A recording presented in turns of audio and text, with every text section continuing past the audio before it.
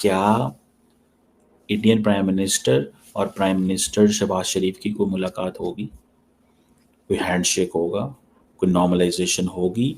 China Pakistan का friendly country है और इंडिया का फ्रेंडली कंट्री बनने जा रहा है। और क्या ट्रंप को ये बर्दाश्त होगा कि जिस चाइना को काउंटर करने के लिए वो इंडिया को अपना न्यूट्रल पार्टनर समझता था, अपना बेस्ट अलाय समझता था, आज इंडिया ने अमेरिका को उसकी औकात याद करा के चाइना के ब्लॉक में रशिया के साथ हमें बैठा हुआ नजर आ रहा है। आप उनकी कोई भी कॉन्फ्रेंस देखें या उनका कोई भी इजलास देखें या किसी जगह पे वो मीटिंग कर रहे हों, तो आपने उनके चेहरे को गौर से देखना है। बड़े ही पुर इत्मीनान नज़र आते हैं, क्योंकि जिस इंसान ने काम किया हो ना, जो इंसान गरीबों के लिए खड़ा हो, जिसने गरीबों का साथ दिया हो, तो वो इंसान टेंशन नहीं लेता। नरेंद्र मोदी जो हैं वो इस चीज़ को बड़े अच्छे से रियलाइज़ करते हैं। वो पाकिस्तान के साथ जो मुलाकातें वाला सिलसिला है वो कोई इतना लंबा चौड़ा वो नहीं करेंगे। नरेंद्र मोदी को शी जिनपिंग की जानिब से एक सीक्रेट लेटर भी भेजा गया, जिसको पढ़ने के बाद दिल्ली सरकार ने फैसला किया कि मोदी साहब एससीओ को अटेंड करेंगे। क्योंकि अगर रिकॉर्ड देखा जाए 10 एससीओ समिट में से मोदी साहब ने सिर्फ 2 ही अटेंड किए और बाकी सबको इग्नोर किया। एकदम से एससीओ इंडिया सरकार के लिए इतना इंपॉर्टेंट क्यों हो गया? दुनिया की 5वीं बड़ी इकोनॉमी ऐसे नहीं बन जाते, उसके लिए दिमाग चाहिए। किस तरह वो फॉरेन रिजर्व बाहर की दुनिया के पैसे अपने मुल्क में किस तरह डॉलर्स लेके आए, किस तरह उन्होंने अपने लोगों को पूरी दुनिया, आप देखें ना, बरतानिया का वज़ीर आज़म कौन है? इंडियन है। ऋषि सनत साहब जो इंडिया के पैदावार हैं, इंडिया के हैं वो।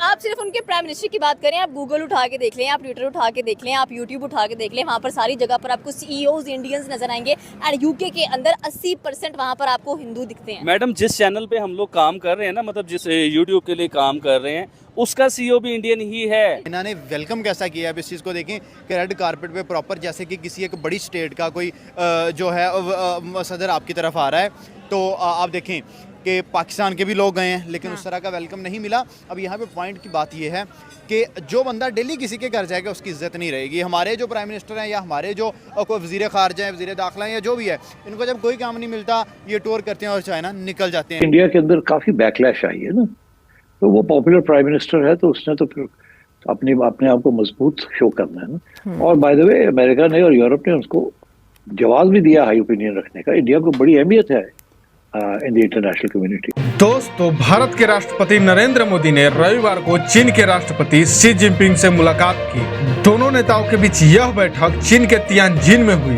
पीएम मोदी ने शी जिनपिंग से वार्ता के दौरान कहा, पिछले साल कजान में हमारी बहुत ही सार्थक चर्चा हुई थी। हमारे संबंधों को एक सकारात्मक दिशा मिली थी। सीमा पर डिसएंगेजमेंट के बाद शांति और स्थिरता का माहौल बना हुआ है। हमारे स्पेशल रिप्रेजेंटेटिव के बीच बॉर्डर मैनेजमेंट को लेकर सहमति बनी है। वहीं चीन के राष्ट्रपति शी जिनपिंग ने कहा, दुनिया बदलाव की ओर बढ़ रही है। भारत और चीन दुनिया के 2 सबसे प्राचीन सभ्यताएं हैं। हम दोनों दुनिया की सबसे ज्यादा आबादी वाले देश हैं और ग्लोबल साउथ का हिस्सा है।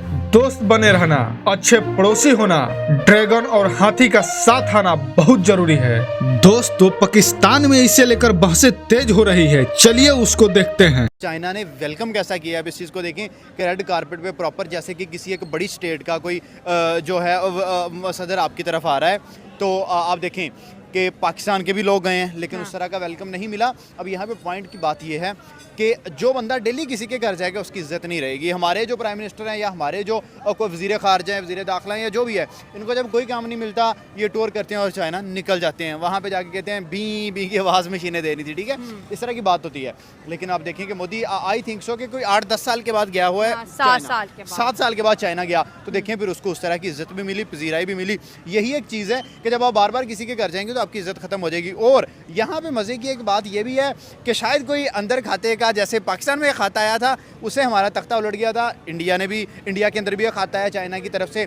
अब वो खात जो है सीक्रेट एक लेटर है, उस सीक्रेट लेटर पे पता नहीं क्या लिखा हुआ है, बट मुझे लगता है कि कहीं ना कहीं दोनों कंट्रीज मिलकर किसी तीसरे कंट्री को, स्पेशली ट्रंप को जो है ना, टफ टाइम देने वाले। एक सवाल यहाँ पे ये भी बनता है कि क्या इंडियन प्राइम मिनिस्टर और प्राइम मिनिस्टर शहबाज शरीफ की कोई मुलाकात होगी, कोई हैंडशेक होगा, कोई नॉर्मलाइजेशन होगी या कि नहीं? मुझे ऐसे लगता है, जो व्हाट आई अंडरस्टैंड, कि नरेंद्र मोदी जो हैं वो इस चीज़ को बड़े अच्छे से रियलाइज़ करते हैं कि हर कीमत के ऊपर पाकिस्तान के साथ जो ताल्लुकात हैं उसमें अगर बेहतरी आती है तो वो उनके लिए प्रॉब्लमेटिक हो सकते हैं।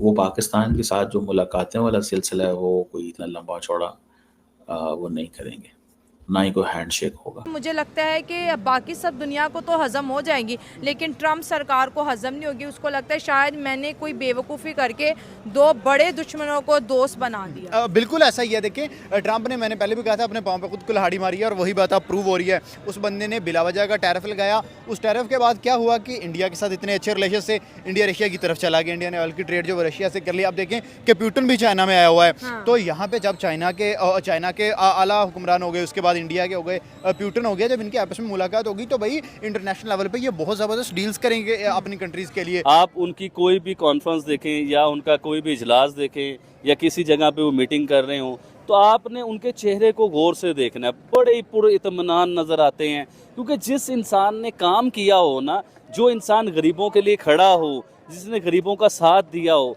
तो वो इंसान टेंशन नहीं लेता। उसके इंडिया के प्राइम मिनिस्टर को पता था कि मैंने इन चीज़ों को किस तरह यूज़ करना है। ऐसे तो देखिए ना कि दुनिया की 5वीं बड़ी इकॉनमी ऐसे नहीं बन जाते, उसके लिए दिमाग चाहिए।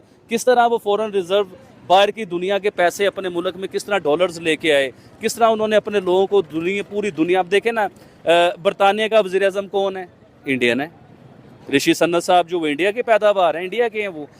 आप सिर्फ उनके प्राइम मिनिस्टर की बात करें, आप गूगल उठा के देख लें, आप ट्विटर उठा के देख लें, आप यूट्यूब उठा के देख लें, वहाँ पर सारी जगह पर आपको CEOs इंडियंस नजर आएंगे। एंड यूके के अंदर 80% वहाँ पर आपको हिंदू दिखते हैं। मैडम, जिस चैनल पे हम लोग काम कर रहे हैं ना, मतलब जिस यूट्यूब के लिए काम कर रहे हैं, उसका CEO भी इंडियन ही है। मोदी का यह दौरा तब हुआ जब पूर्वी लद्दाख के सीमा पर अप्रैल 2020 से पहले की यथास्थिति बहाल नहीं हो पाई है। चीन ने 2020 के बाद कई बार अरुणाचल प्रदेश के कई इलाकों का मंदारिन में नामकरण किया है। चीन अरुणाचल प्रदेश को दक्षिणी तिब्बत कहता है। यह अलग बात है कि भारत वन चाइना पॉलिसी को नहीं मानता, जिसमें तिब्बत और ताइवान दोनों चीन का हिस्सा है। पीएम मोदी के एससीओ समिट में शामिल होने के लिए चीन जाने के फैसलों को बहुत प्रत्याशित नहीं माना जा रहा था। 2023 में एससीओ की अध्यक्षता भारत के पास थी और भारत इस समिट को वर्चुअल आयोजित किया था। समिट के वर्चुअल आयोजित करने के फैसले का मायने यह निकाला गया कि भारत चीन के दबदबे वाले गुटों को लेकर बहुत उत्साहित नहीं है।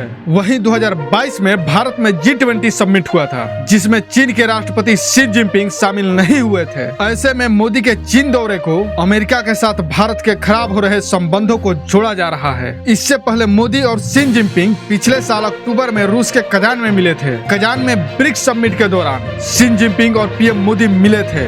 ब्रिक्स और एससीओ दोनों को अमेरिका हितों के लिए खराब गुट के रूप में देखा जाता है। कजान में जब मोदी और शी जिनपिंग मिले थे, तब दोनों देशों के बीच सीमा पर विवाद को कम करने के लिए बात हुई थी। तियानजिन में जब पीएम मोदी और शी जिनपिंग मिले, तब भारत और चीन के संबंधों में मजबूती आने के अलावा अमेरिका टैरिफ से निपटने पर भी एक बड़ी चुनौती है।